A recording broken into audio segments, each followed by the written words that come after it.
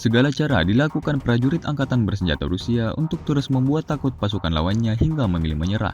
Terbaru, beredar sebuah video di media sosial Telegram pada Senin 30 September 2024 yang memperlihatkan detik-detik penyerangan terhadap sebuah bangunan tempat tinggal di wilayah Ugledar.